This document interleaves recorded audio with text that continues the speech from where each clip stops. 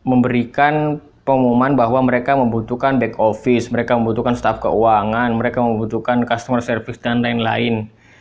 Padahal ujung-ujungnya ketika mereka keterima di situ, mereka bekerja sebagai freelance marketing, mencari nasabah. Bismillahirrahmanirrahim. Assalamualaikum warahmatullahi wabarakatuh teman-teman. Bertemu lagi dengan saya di Muhammad Ikhlas di sini di channel Zero to One, tempat dimana kalian belajar tentang pengembangan diri, pengembangan mindset, belajar sales, dan semua hal yang berkaitan dengan produktivitas yang bisa membawa kehidupan kalian lebih baik ke depannya. Saya pengen bercerita tentang bukan bercerita sebenarnya. Jadi saya pengen menjawab pertanyaan dari teman-teman yang sudah join di grup yang sudah saya buat.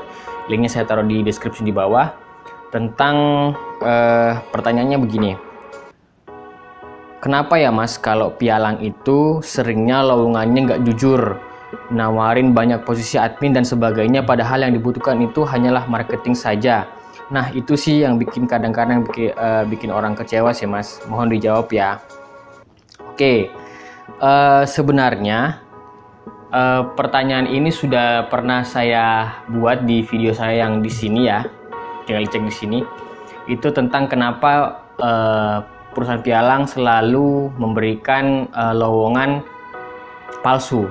Lowongan palsu sebenarnya gimana? Saya kurang bisa mengkomunikasikannya. Cuman sebenarnya bukan lowongan palsu, hanya saja mereka membuka lowongan freelance marketing, ya marketing lepas, tapi posisinya yang dibeberkan ke media atau dibeberkan ke sosial media yang mereka sebarkan itu tidak sesuai dengan posisi pekerjaan yang mereka butuhkan. Jadi sebagai contoh misalnya perusahaan pialang itu paling agresif kalau dalam hal rekrutmen freelance marketing baru. Nah, mereka itu biasanya ketika membuka rekrutmen mereka sering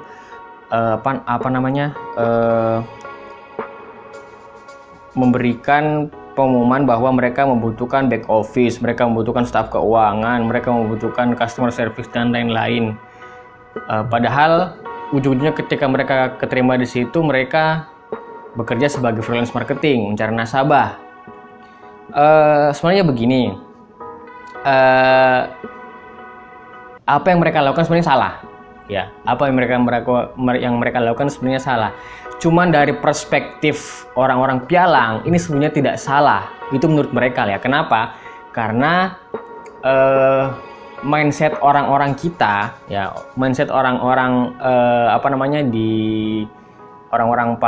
orang-orang yang belum bekerja ini, kebanyakan mereka kalau mendengar kata sales atau marketing, mereka itu sudah tidak mau mengerjakan. Mereka tidak mau mendaftar, ya. Jadi orang-orang kita ini kalau mendengar lowongan tentang marketing, tentang lowongan sales, mereka tidak mau mendaftar. Itu kekurangan dari kitanya, ya. Mungkin saya tidak tahu, mungkin mereka merasa kurang passion di sales, atau mungkin mereka males untuk jadi seorang sales yang menawarkan barang kemana-mana. Mereka cuma pengen jadi admin, ya. Itu mayoritas orang-orang kita semua.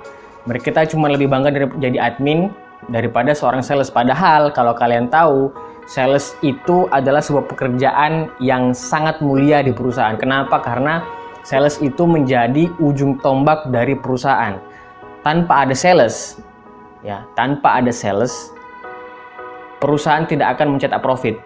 Perusahaan tidak akan mencetak revenue atau omset. Karena ujung tombaknya ya di sales, mereka yang berjualan. Sementara admin bisa dilakukan sama siapapun. Tapi sales tidak bisa. Memang yang ada di sales ini orang-orang yang memang punya skill berkomunikasi dan bisa mempersuasi orang-orang untuk mau membeli barang atau produk yang mereka jual. Nah, seperti itu. Saya pun sendiri sebenarnya korban juga dibohongin oleh perusahaan pialang. Jadi dulu seperti di video sebelumnya saya bercerita tentang kenapa saya bisa masuk di perusahaan pialang, karena dulu mereka membuka lowongan yang namanya KPPUN atau Komisi Penyelenggara Perdagangan Umum Negara. Saya pikir itu perusahaan BUMN atau lembaga negara yang memang meregulasi untuk penyelenggara perdagangan. Ternyata ketika saya ke sana perusahaan pialang, tapi bedanya ketika saya sudah dijelaskan ketika di sana mereka memang bukan KPPUN, mereka adalah PT Equity World Futures, ya. Saya tertarik dan merasa tertantang untuk terus bekerja di situ. Karena saya melihat komisinya besar dan penghasilan saya memang bisa berpeluang untuk mendapatkan penghasilan besar dari sana. Dan ternyata setelah saya melakukan sebulan, saya closing dan saya bisa mencetak puluhan juta dalam sebulan dari perusahaan pialang ketika saya sudah closing dan mempunyai nasabah. Kayak gitu.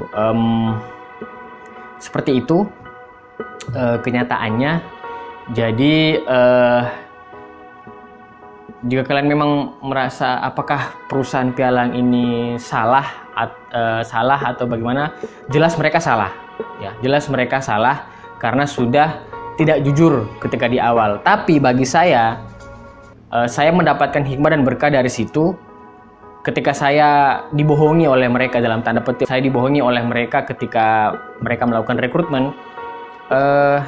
Saya di situ mendapatkan pengalaman baru, saya mendapatkan pengetahuan yang luar biasa dari situ, saya mendapatkan ilmu yang luar biasa dari situ, dan saya mendapatkan penghasilan yang luar biasa dari situ. Itu salah satu pengalaman saya mendapatkan puluhan juta dalam sebulan. Dan saya merasa bersyukur karena sudah ditipu oleh mereka. Kayak gitu. Segitu dulu. Jika kalian ada pertanyaan, silakan posting di kolom komentar.